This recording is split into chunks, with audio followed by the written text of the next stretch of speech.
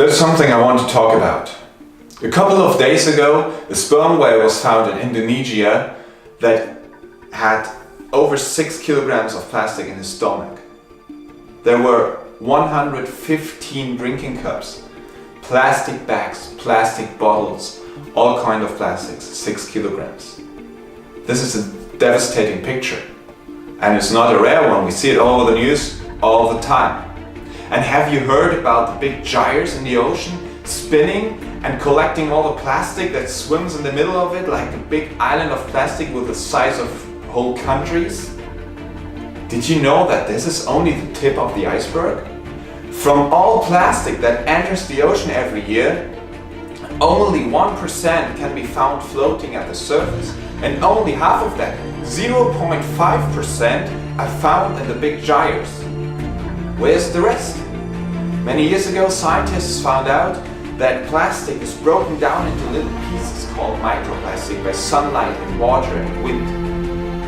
99% of the plastics that enter the ocean every year sinks down to the bottom of the sea as microplastic. At the bottom of the sea, the concentration of plastic is 1,000 times the concentration we have at the surface. Wow, that's information that really got me down, that hit me. And you want to blame some big companies maybe, or the government or whatever, and some big institutions that are responsible for that. But when you think about it, it's not them to blame, it's us. Because as long as we part of the system, as long as we buy that plastic, as long as we buy products that are wrapped in tons of plastic, we are the ones that keep that system running. So when you see that pictures, that's just what happens when we live our lives like we do right now. Those news are devastating, but there's a good thing about it. If we are the problem, we might change the picture. Maybe we can make a decision today, right now, to become part of the solution. To change our habits in a way that we change the system. So, what to do? Recycling? Well, recycling is way better than just throwing it away in the nature, because then it's gonna end up in the ocean for sure. But don't get mistaken with recycling. It's not the real solution because it's downcycling. Plastic cannot be recycled to plastic of the same quality. Glass can, not plastic.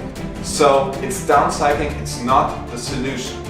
And giving your plastics to recycling might not necessarily mean that it's getting recycled.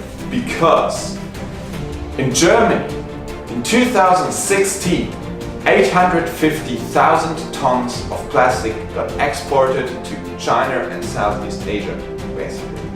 Those countries take care of our trash, but those countries are also known to be the biggest polluters. So what's better? Not recycling, but reusing. Go for stuff that's not single-use plastics. Go for stuff that you can reuse. And even better, reduce. Think about, do I really need that? Are there alternatives to go for that same product without plastic? Those are things we can do right now. If you walk a dog, you can decide right now to, every time you go, take a little bag with you, pick up some cigarette butts, pick up some plastic that's flying around there. Let's do it smart. Sometimes when you see that, you feel like, okay, we have to go for the full thing, plastic free by tomorrow. It's probably not going to work. Sorry, but if you can do it, great. I probably can't. So let's do it smart.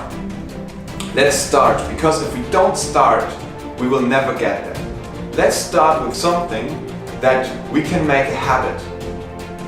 Start with something small that occurs to you and you say, okay, that's great, and I can easily do that. Start with that. And once it became a habit, you can go for the next step. And each step you take gets you away from being the problem towards being the solution.